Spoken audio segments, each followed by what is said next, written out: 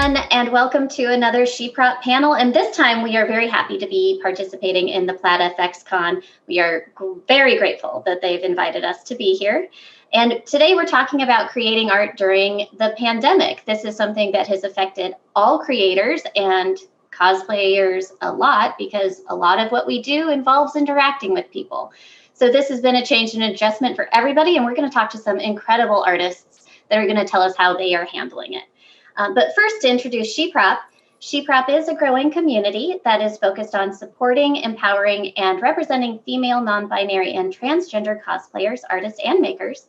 If you're interested in joining us over at the SheProp community, find us on Facebook, Instagram, and Twitter.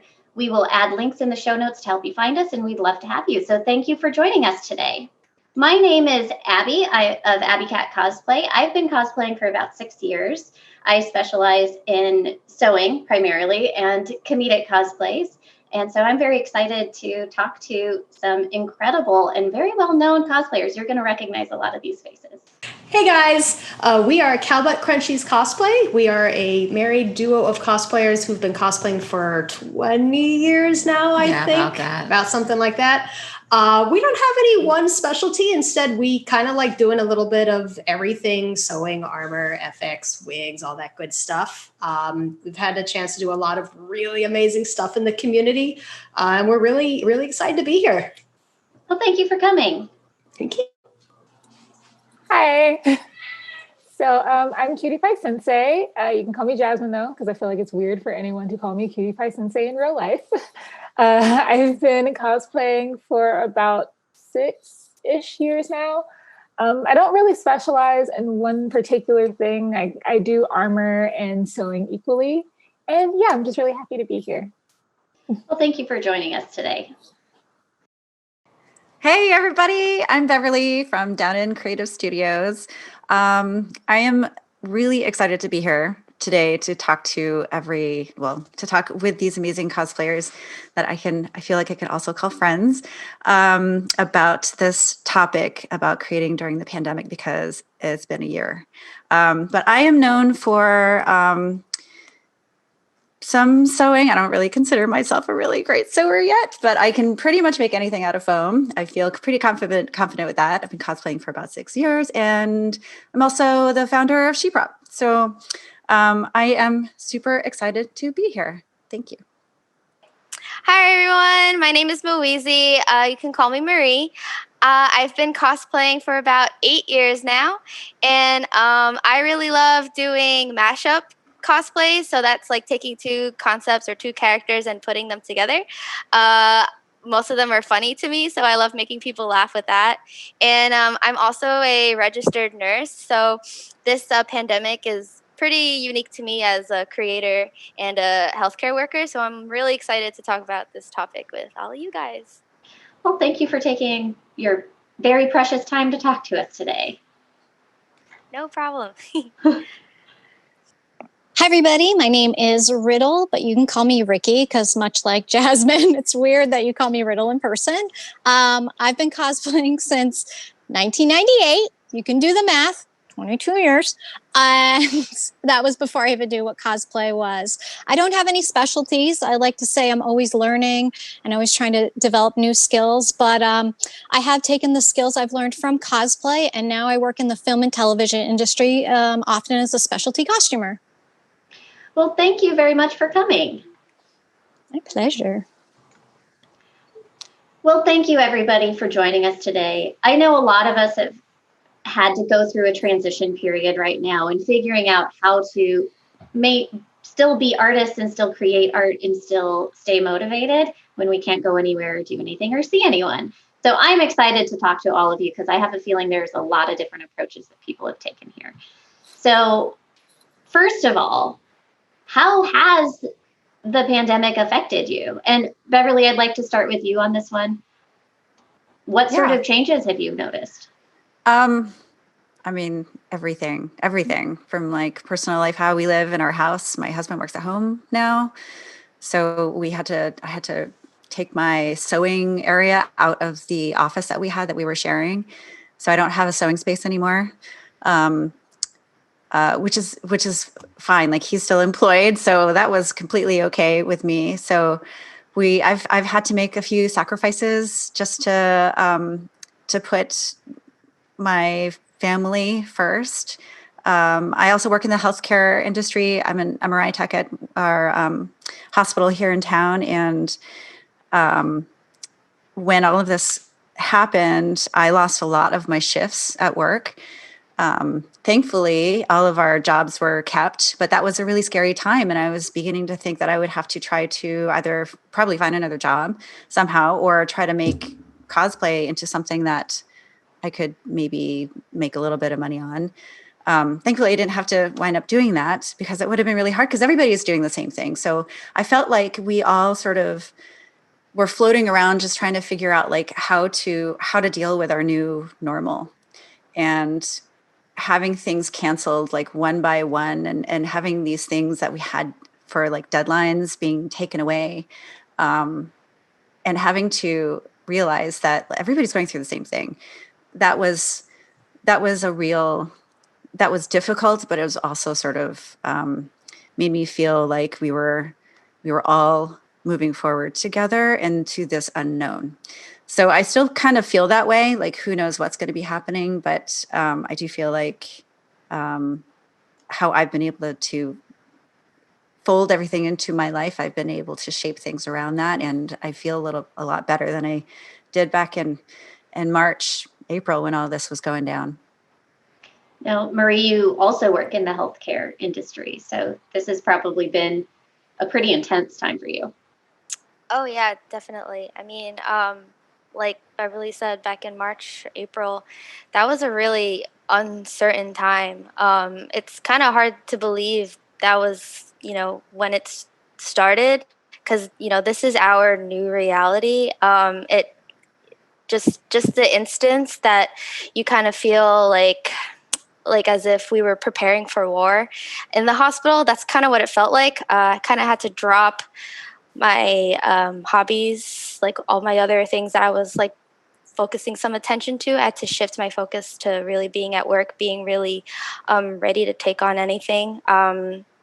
And being at work, being in the front lines, it's really scary.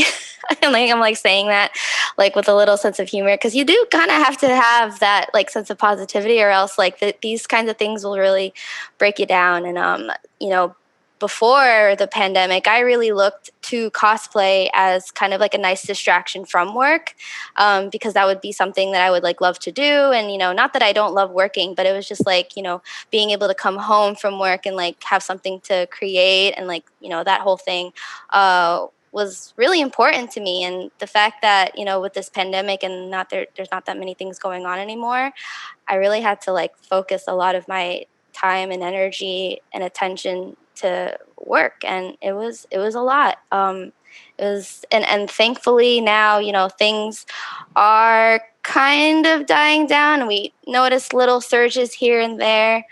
Just a couple weeks ago, it kind of felt similar to March and April, where we saw a spike here in New Jersey, in my area at least. But so far it's been everyone around me, thank goodness, is healthy, safe. And like, I'm just really thankful for that, kind of taking it day at a time type of thing. Did anybody have a particular event that got canceled that just really stung? I know for me, it was Emerald City, because that was right at the beginning of the pandemic, where we didn't know if it would get canceled, because it was like the pandemic started and next week was Emerald City. And that was just the start of the dominoes for me. But did anybody else have something like that they experienced? Reagan, what about you?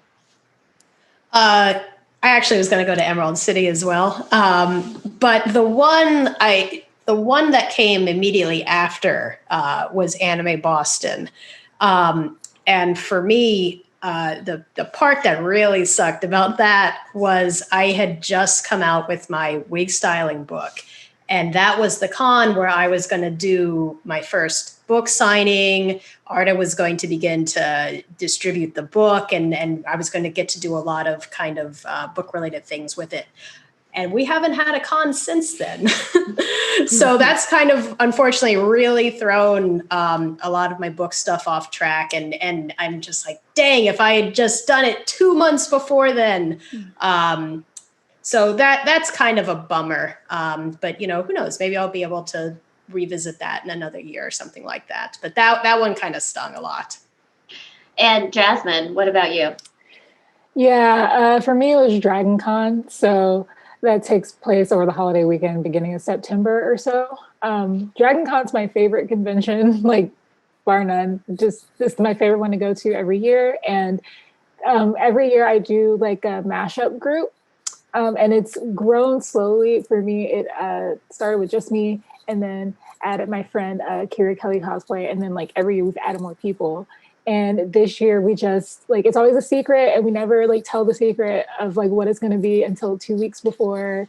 And we had a big group planned. Like I had 10 other cosplayers for the group this year. And we had started planning back in February. And all this happened and we found out that, most likely Dragon Con wasn't happening anymore. And I was really bummed out because it was going to be absolutely amazing this year. And I'm like, I don't know if the stars are going to align for everyone to be able to do it again next year if we have the chance to do it. So yeah, I was devastated for sure. So the pressure to create, I mean, we've heard people say this in the cosplay rooms where it's like, oh, when the cons open up, everybody's going to have perfectly made costumes because they've had all this time to make them. That's a lot of pressure. So has the pressure been something you can manage, or does the stress and with the pandemic going on, has that impacted your ability to create and stay motivated? Oh, definitely. Absolutely. I feel I can't tell you how many times I feel like, I need to like de-stress and go to my happy place and start working on something. And I've just gone down to my little shop, my mounds of whatever it was that I was working on at the time. I think it was Cara Dune, which is like still unfinished. And just looking at it like, why? Like, this is so not important right now. I don't know.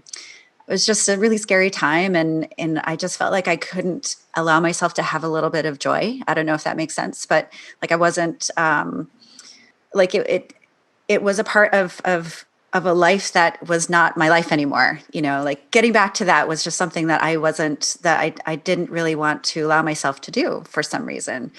And now looking back at that, I think that it was just because it's hard to find the mental space to create and find joy when you are completely surrounded by doom and gloom and uncertainty and so many layers of those things. I just like everything. And for everyone, you're surrounded by people who are also stressed out and nobody has answers. And so to get back into the creative zone when you've got all of that going on in your head is really, really tough. And so I got really good at saying, you know what, I'm just going to not do this right now. And that was what I needed to do for myself. Just give myself a little bit of a break. Like, no stress. Don't stress out about this. It's not as important as you think it is. When this first started, I thought, I have all this time. I'm going to get something done every day, and I'm going to check all these projects off my list. And a lot of it was clothing, and I still haven't worn any of the things that I made because there's nowhere to go. So that became really defeating. Mm-hmm. But Scone and Reagan, do you have a thought on that topic?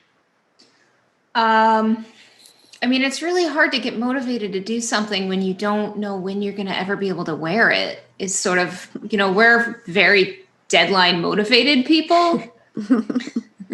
And it's true. It really helps to be like, okay, well, I need to get this done because and without those deadlines and no idea of even when these deadlines are going to come back into, existence. It's like, well, I could work on this, or I could just, do something else that has a more immediate reward. So a lot of I've been pivoting a lot into home improvement and DIY stuff that feel, at least the rewards are more immediate. But it's.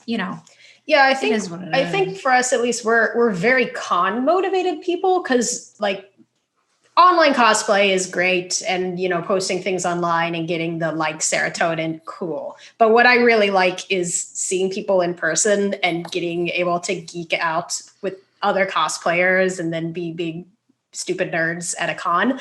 And so without that, that's like a huge part of cosplay. And so I'm not as motivated anymore without that kind of end goal in sight. I do think kind of having optimism for one day, maybe we will return to some type of a con. Maybe it'll be a different con, but it'll be some type of in-person thing in the future. And I think having that far out goal of maybe for then I will be able to wear this costume, gives me a little bit more motivation. And I will actually work on a thing that I'm not going to wear it until September of 2021, but I'm still kind of working on it a little bit, because one day I will have it on my body. So you did mention the online aspect of that. And for a lot of people, their online presence is a big part of how they market themselves. It's how they get jobs for cosplay. It's a big deal. We can't pretend it's not a big deal in the cosplay community. So how has the pandemic affected your ability to produce content or to post things, to stay positive? Marie, do you have anything to add about that? Well, I relied a lot on conventions, like meeting up with other photographers that don't live near me, to produce content, like take pictures, because I cannot for the life of me take a picture of myself. So, conventions really helped me with that. And, with that being out the window, I really had to learn how to do it myself. I purchased a ring light, which I never thought I'd do. And actually, I love it so much. So I don't know why I didn't do it sooner.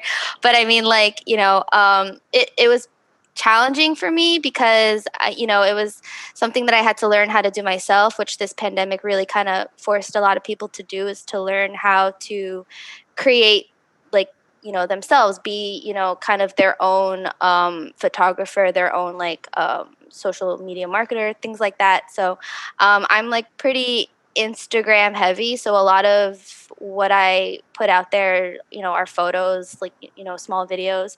And, before the pandemic, it was not easy, but it was definitely more accessible for me to get those things. And now it's a little bit harder because I'm also working full time. So I have to, create that kind of schedule for me to do that. So, I mean, it's definitely more difficult, but I'm still learning, and it's kind of a fun process too, because I'm also diving into the whole world of TikTok, which I never thought I'd do, but I am.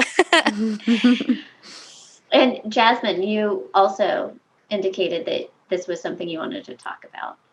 Yeah, so like Marie said, I think for me too, a lot of my creation of content was motivated by cons before this. So typically the way my Instagram worked was I would have a little bit of filler content, but I would then have this is my cosplay, my full thing that I spent a couple months making. And I would post pictures of that and so on and so forth. And this year it's been a little different because the motivation to make full builds hasn't been there as much. So it's been a little bit more filler type content, stuff that's really easy. I can knock it out in a couple of days and that's done. For me, I don't know if I would necessarily call it pressure, but I have a little bit more motivation to continue to post something because for me, a lot of times I do occasionally get sponsorships and stuff like that. So part of the motivation is obviously I do want to make money. So it's nice to be able to occasionally, still keep that going. So I can be my page can be attractive to people giving sponsorships and things like that.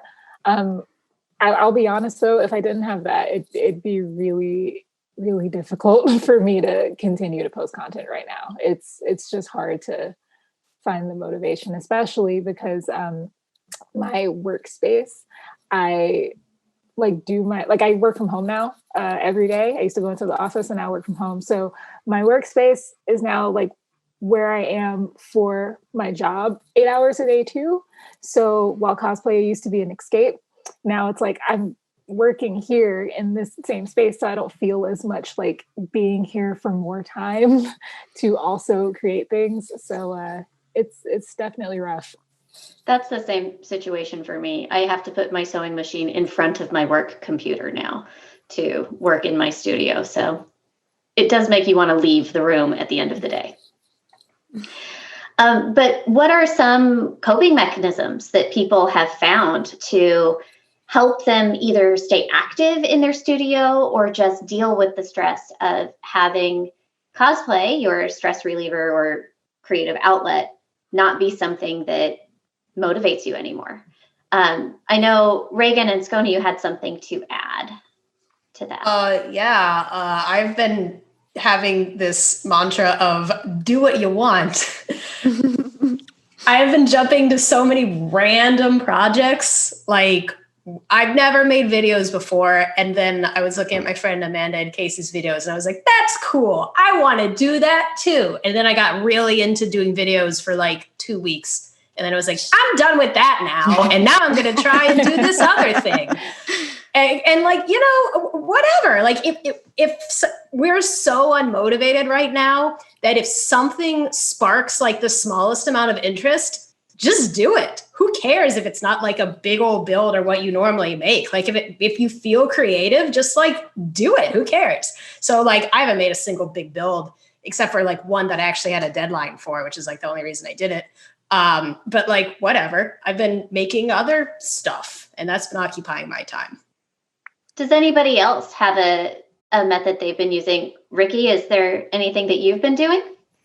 I mean, honestly, a lot of times it's like, I need to learn a new skill and then I can use this skill at work. Or for me, a lot of things people have repeated. It's like, I don't have access to photographers, and, it takes conventions give me excuse. I'm like, okay, I'm in it. I'm in the bubble. I'm going to put on makeup. I'm going to get into costume.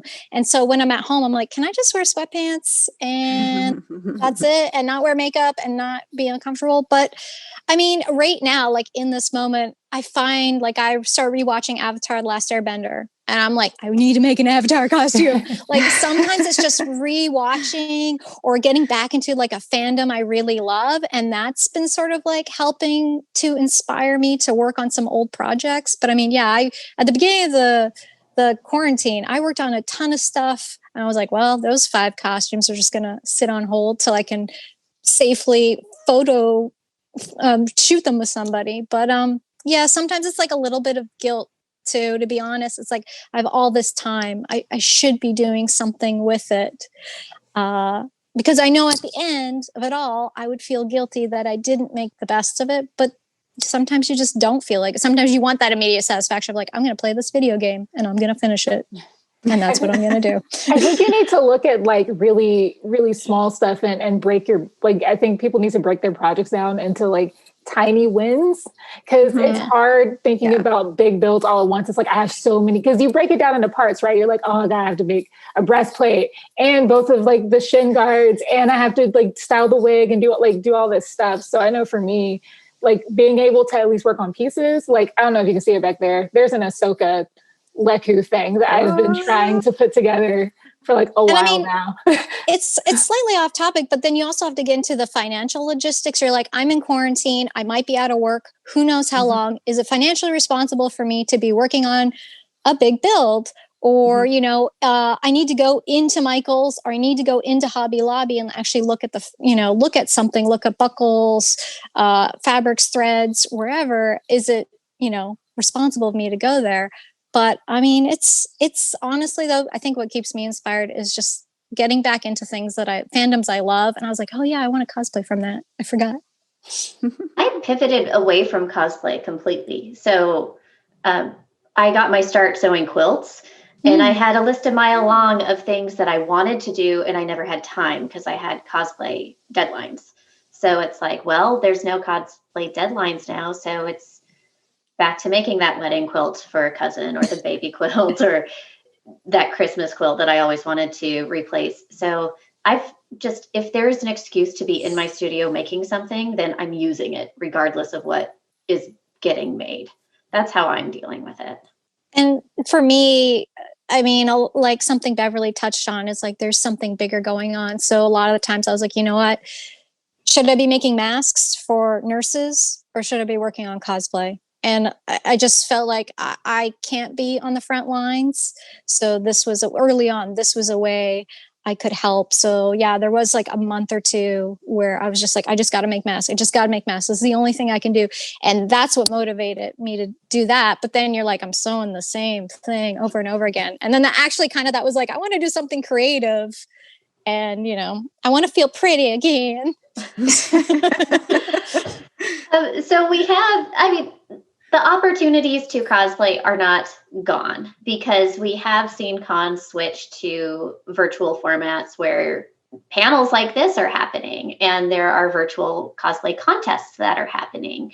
And has anybody experienced the virtual con world in a way that they want to tell us about? Jasmine? Sure, I can go first. That's fine. Virtual cons. So for me, it's different. I don't necessarily look at it as like a replacement for what in-person cons are, but it definitely has its own value. So for me, I think when I used to go to cons in person, it was all about just cosplay for me. So I'm literally in my costume, I'm meeting up with friends, I'm doing photo shoots. I barely went to panels. I used to go to panels like way back when, like years ago. I stopped going because I just didn't have time. It's like, oh, I have a photo shoot for this and then I need to change and do all this stuff. So now virtual cons, I personally don't dress up for or anything, but the good part about them for me is that I can actually like watch panels and be attentive and like fully learn and engage with that kind of stuff, which, you know, a lot of in-person cons tend to be about sometimes that I missed out on. So it's, for me, it's changed like my experience and how I interact with different parts of what make a full convention. I have to say, I really do enjoy judging at virtual cons. I really enjoy judging because usually I just need to wear the top half of my costume. That's the best part. It's like I can wear slippers, I can wear pajama bottoms, and no one will be the wiser. But it's tough for me because when I would do panels, I really feed off the audience and the vibe of the audience. And that's how I kind of like navigate how I'm going to like discuss things. Like, are they laughing? Do they seem attentive? Are they bored? So it does, I have struggled with some virtual panels because I feel like I'm like, it's like Mike night and nobody's there. So I don't know how my jokes are flying. Are you doing them live or are you pre-recording them when you do these panels? This is the first pre-recorded panel I've done. The rest of them have been all live. And I know I can see it's been difficult for some people because sometimes they'll just go rogue. I don't want to get too much, but they'll just go rogue. And then the rest of you can just see the rest of our eyes like this. But luckily, you know, once they kind of post it online, like they'll do a live feed and then they'll post it up. They've kind of edited out the chunk where the person like, it was no bueno. But yeah, the online judging is really interesting as well. Yeah. A lot of cons are sort of using the opportunity, the online thing as an opportunity to play around with like what they're giving the judges and how they're having the contestants present themselves and what we're getting as judges. And it's interesting shake up in, you know. Yeah. And we've judged a couple of these at this point, and each of them have given us different, different stuff to judge off of. And some is almost better than in person actually. And then some you do sometimes wish that you had a little bit more. But I like being able to take our time and not have the like 2 to 5 minutes limit. That is nice. Yeah, it's nice to get a video and then you're like, well, no, wait, rewind it. I want to look at that again. And then you have that video too when you're deliberating. So you're really getting like 10 or 15 minutes per contestant instead of just like banging through them so fast. Yeah, I think a bunch of y'all have judged as well, haven't you? Yeah.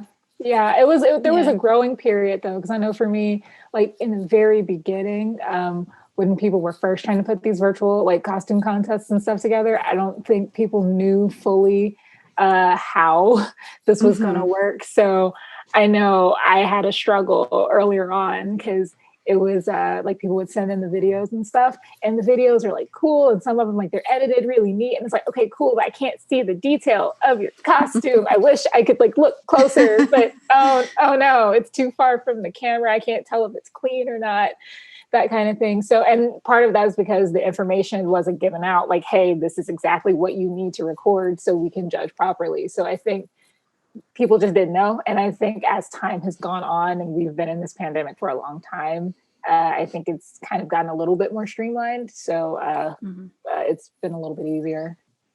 What sort of things do you think are going to continue, even once we get cons in person? What sort of virtual lessons have we learned, or things that we like that we think are going to carry on? Beverly, we haven't heard from you for a while. Yeah.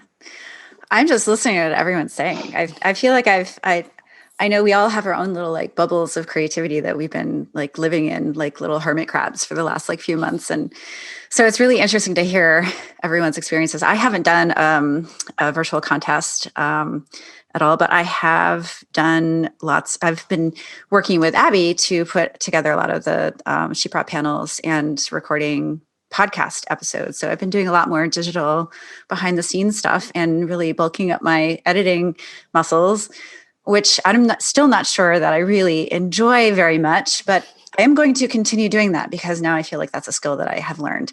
But as far as like the virtual conventions and virtual content, I really do think that it would be a good idea for conventions to continue at least including some of that programming in their events when we go back to in person, because not only is it something that people can get when they can't physically be there, it's accessible for people who would never be able to get to a panel because of a disability or whatever. So it is allowing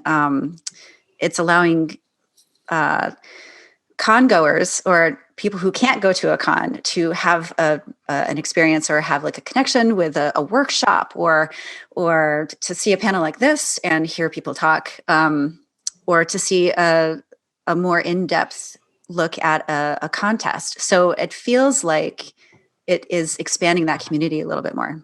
So I do hope that it continues because I think that there's a lot of value to it. And Marie, what about you? I mean, I have to agree. Definitely, like just the accessibility part of having like a virtual convention is really great, especially for like I have a lot of friends who for years have been saying, "Oh, one day I'll go to a convention," and they never do, or if they can't because something comes up, and this virtual aspect of being able to like go online, see things, listen to panels, like they don't have to physically go there when they can just have it right at their home. And another thing that I love about with in-person conventions is just like the shopping, like just like going around the show floor and just like spending all of the money that I don't have. But I noticed that a lot of people, a lot of brands are putting that online. So they're putting their business online more. So being able to like see what other people have to offer online and like spreading it to those who don't usually go to conventions. Like Beverly said, it's more like expanding the community and to those who were not able to access that before. So, I mean, this, unfortunately, these are the circumstances that we have to deal with, but I think it's, kind of beneficial for the community regardless, because it allows more people to see, what things are like at cons, what they would normally be like. So, I mean, I don't know how long we'll be in this pandemic for that we'll need to keep things going virtually. I personally, like, I highly doubt that we'll be in person anytime soon. That's just that's just me. But like, this whole virtual thing is not necessarily like a bad thing. I don't think for people who still want to keep tabs with convention things. And have we seen any positive changes in the cosplay community as a result of this? Beverly? I think you kind of rolled your eyes at first, which I found kind of funny. No. I think so. I'm always trying to see positive things. I'm a glass half full person. Thank you, Mom, for teaching me that. So I'm always looking for the things that I have learned from a situation like this, that none of us have ever experienced anything like this before. So I think that to find a positive aspect of this is to look back and see that we have all proven to ourselves that we can pivot. Even if you dropped making things for a while, but now you're back and you're kind of like slowly getting back into the community because that's kind of just where you're at. You give yourself a little bit of a break. Like cosplay, and realizing that cosplay and creating is an extension of yourself, and being able to get back to that, for me, is a very positive thing, because I don't want it to go away, and I don't think that I could live without it. So it is really nice to know that it's to affirm that, it is a part of my heart and my soul, and I will figure out a way to make that, to fit that into my life. If that's turning more things into virtual connections for people, I get a lot of joy out of bringing people together and creating the community. Like with SheProp, I really saw an opportunity to get panels like this together so that people could connect with each other online and have a place where they could do a watch party. And even if only like 20 people watch the watch party, that's still like, for a small convention, that's like 20 people that would be sitting in the room watching that panel. So it's been really wonderful to see those connections happening virtually, and for people who normally wouldn't be talking to each other like this, who don't like being on the phone, or they don't like, technology is kind of scary, to see people overcoming those barriers and connecting with each other. I like to see those things. That's a positive thing in my eyes. For me, the silver linings have been these panels, because I have, of course, been on panels at cons and things like that, but this was the first time that I was essentially casting them. I was inviting people to be on panels. I was writing outlines for panels, scheduling, doing all of that. I figured out that I was really good at it. And doing it virtually meant I wasn't limited to just the people who were going to be at that con. So I've been able to do panels with people in Canada and England and on the East Coast and on the West Coast, all at the same time. And it has been great for me in expanding the people I have been able to talk to and connect with, and also just helping me realize a new skill that I didn't know I had. So it's benefited me in that way, which is nice. So there's other things that have come out of the pandemic that have been really positive. A lot of people have projects or organizations that they've taken on, and they've been able to do that virtually. I know, Marie, you specifically had something that you were able to do as a result of the pandemic. Can you tell us a little bit about that? Yeah, right. It's funny that you brought that up, because sometimes I forget that ever happened, being that we've been in this pandemic for so long. I mean, like, it started off, once this whole thing started, everyone's spirits were really low. Everyone was very down. It was it was very tough being at work, very heartbreaking just to see everything. And, I felt alone at times, because it's different when you're going to work, and you're a nurse, and you have to deal with what you have to deal with at work, and then you come home, and you have what you normally would use as like an escape. Can't really do that anymore. And when I did feel alone, I stopped and realized, like, actually, there has to be other people out there like me that are healthcare workers working in the front lines, that are also creators, and that they kind of have to take that part of their life on pause, and then shift their focus. And I met Beverly at a convention in Portland, and we had a conversation about how we both worked in a hospital. And I just immediately remembered, just that small conversation we had, I immediately remembered her. And it's like, okay, she works at a hospital, she must be going through something too, you know, like she's also a creator. So it kind of like snowballed into this whole thing, like, you know, there are other people out there like me, and just like reaching out to her, to other people, even people that I never even met before, and just like talking to them about what their experience is like being, you know, a cosplayer, creator, and like a healthcare worker. It's just like, you know, that connection turned into something like, you know, positive and beautiful in that time of darkness.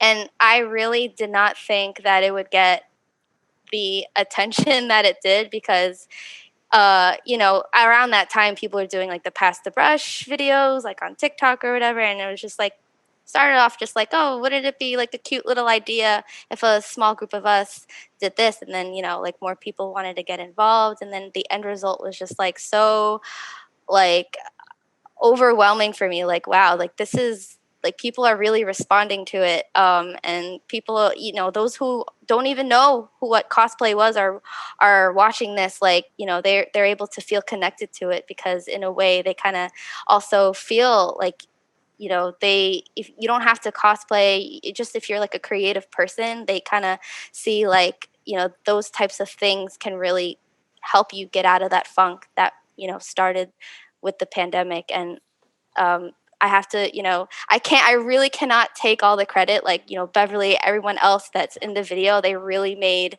the video what it is. And it's just like, I'm just so happy with the way it turned out.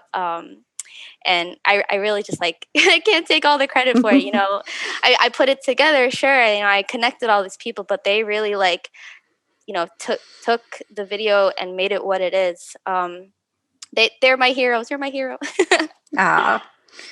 It was really fun to be a part of that project. It was nice to see that it was another like example of like, hey, there's a lot of people in the same situation. Also, it was really fun to watch, and it was kind of like taking a brain break, which we all needed something like that at that way back. And whenever that, what was that?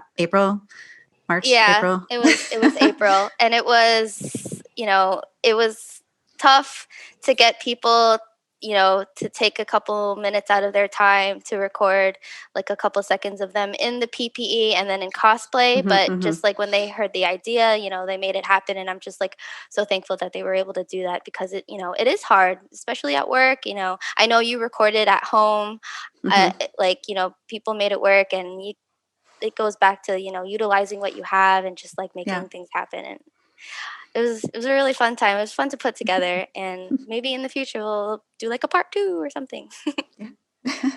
And what about you, Ricky? You've been chugging along with the pandemic, specifically with masks. You mentioned that a little bit. Yeah, so it wasn't quite the community effect that the video had, which I thought was wonderful. It's always good when you get a bunch of people to come together. But like I said, I was at home. I had a skill. I wanted to help. So I started by making masks for friends and family who couldn't afford to buy them or couldn't make them. And then I joined a group in the Atlanta area where it was just making masks for nurses and other medical personnel. And I made 400 masks. And and then after that, I do wildlife rehab, and wildlife rehab relies a lot on volunteers. And unfortunately, the volunteers could not come to the facilities to donate their time. So they were really struggling with donations and finding the people. So then with my community, I made some custom fabrics and did some nerdy designs for masks, and I sold those. And then I donated all the proceeds to 3 various wildlife rehabilitation centers, because, you know, I just wanted to help in some way. And it kept my mind off things, you know, like Beverly was saying, it was a bit of a dark time, very doom and gloom, and like just having a sense of accomplishment and positively helping people was a real benefit. And then I also rehabbed 3 baby squirrels. So it kind of worked out. I wasn't working for a few months. So if you could go back in time to the beginning of the year before the lockdown started, or even just at the very beginning of this, now that we're, you know, 9 months into it, what would you tell yourself in that moment? What would you want yourself to know? Invest in hand sanitizer stock. Absolutely. For me, it's I have a little bit of regret. I've been really trying to learn 3D modeling, and I kind of put it off and kept putting it off and putting it off. And I wish I had just really started it from the beginning. And that's my only thing. I mean, I still have time to learn it, but I wish I had done that, and maybe like bought more elastic, and because that was really hard to find. At a certain point. Like, it's funny, does anybody notice like if you do go into Michaels and Joann's, it is just cleared out, like they're just not restocking anything anymore. I have made several things during the pandemic using elastic I pulled out of a fitted sheet. Was where I got such a it. good idea. Resourceful.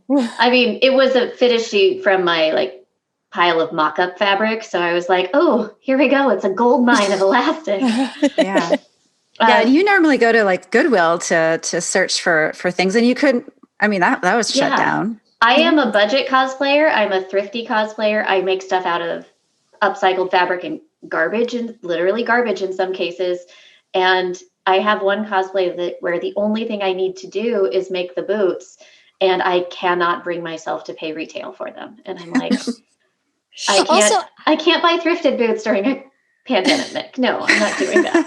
I wish I had Zoomed more with friends, because like my social skills have just like plummeted completely. Oh, sorry. I said my social skills have just like plummeted during quarantine because I wasn't like Zooming as much, or, virtual socialization. I think that was something I wish I could go back and tell myself, like, hey, like, don't just text people, like actually get on the horn and talk to them. Yeah, same. I don't talk to people. I'm a hermit. Anyone who I've seen literally like 2 friends, like just 2 people. I've seen 2 people, and that's kind of it. So yeah, I'm kind of with you. I would have definitely kind of upped my social skills, social Zoom calls, like skills a little bit more. And I probably also would have told myself too to buy more fabric and stuff in general, because for me, like now if I do want to make something, I buy everything online, and just certain things are not the same buying them online, and then I end up I've wasted a lot of money on fabric that came and was like, oh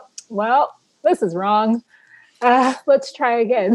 So I wish I had kind of prepped mentally for it, but also I didn't know it was going to last this long, so yeah, here we are. So this is not a regret, but this is something that I'm glad that past self actually did before the pandemic, which was actually like jump on opportunities and like not put things off until later. Because like at some point I started to think back, and I said, wow, what if I had waited a year to enter C2E2 as I was planning? What if I had put off our trip to Australia by a year as I was also planning? Like, and so the idea of just, well, you never know what's going to happen in the future. So if something comes to you or you want to do something, just do it. Just do it right now, because you know that you can do it now. And I think, I have now learned that is the right decision. And that's probably what I'm going to keep doing from now on. Yeah, there was a bunch of cons and stuff that we did last year, and there was a lot of it we were like, oh, do we really want to do this? And we were like, no, we're gonna do it, let's just do it. And it was a good decision, because last year was a very busy year, and this year has so I think for both past and future me, just if you're into something, just take the opportunity to do it. Don't wait. I think I'm with y'all, because I think if you're talking about Australia, you're talking about Supernova. So I went this year. I was the international guest, and I was blessed, because when I tell you, it popped off literally at the end of our trip. Like, so we were there and we left like a day or 2 early, and came back home. And like literally, if the con was a week or 2 later, we just wouldn't have gone. We wouldn't have been able to go. So it's a cool trip too. It's amazing. It was amazing. Like I was telling my husband, I'm like, we were incredibly lucky, because I don't know if any other time we would have gone to Australia, and it just so happened to happen like at the beginning of this pandemic. And I was counting my blessings too, because that's the only travel we've had this year.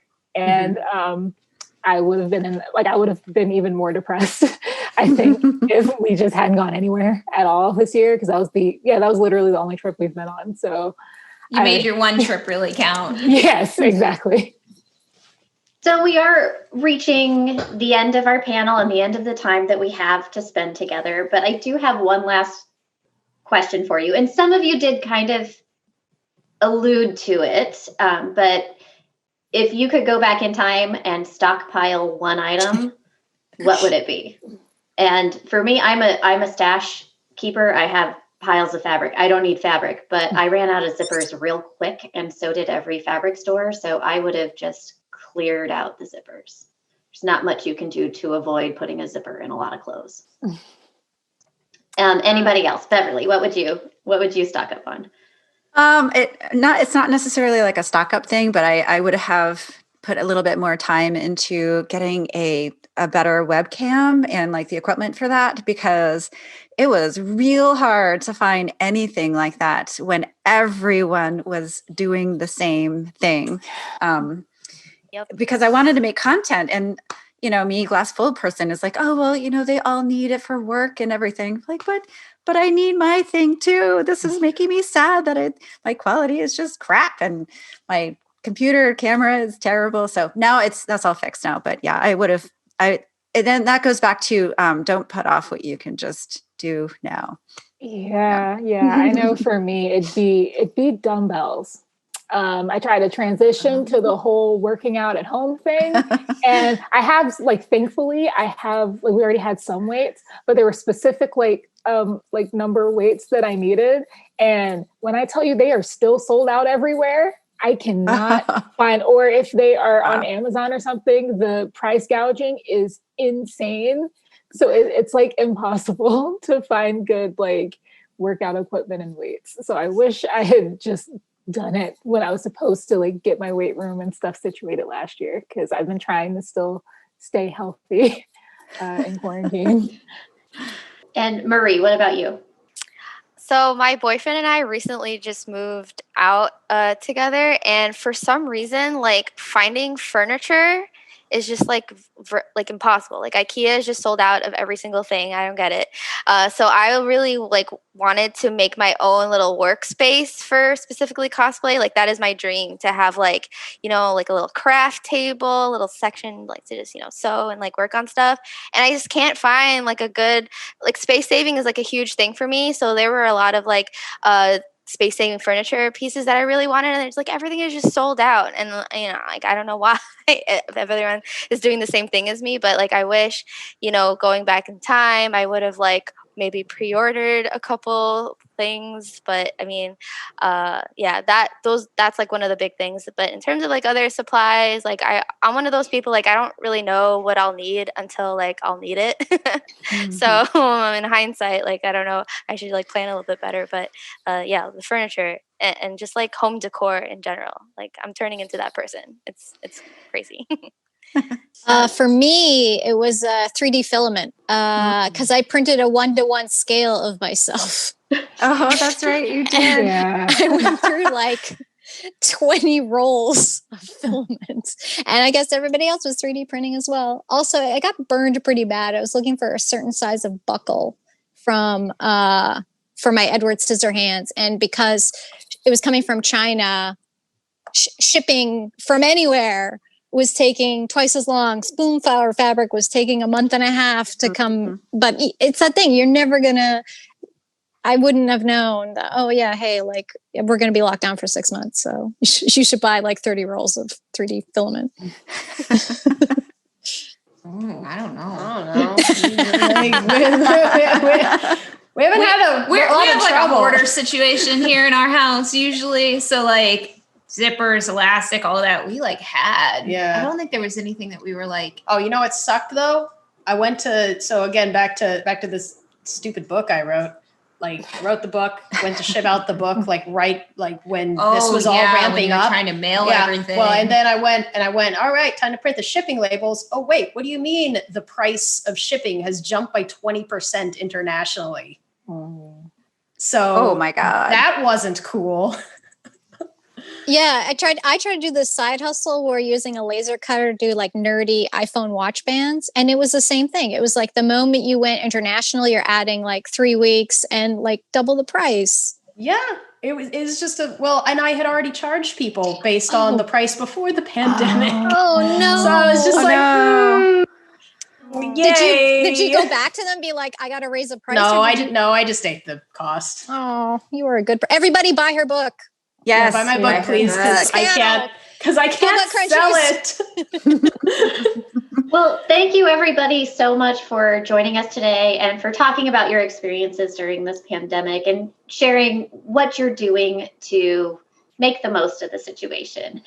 We do have to wrap up. We are out of time, but before we do that, I want everybody to just go around one more time, tell us who you are, where we can find you on social media, and if you have a final thought, feel free to share that as well. Beverly, let's start with you.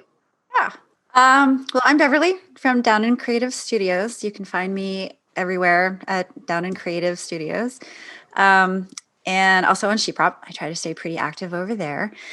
And let's see, final thoughts. I don't know.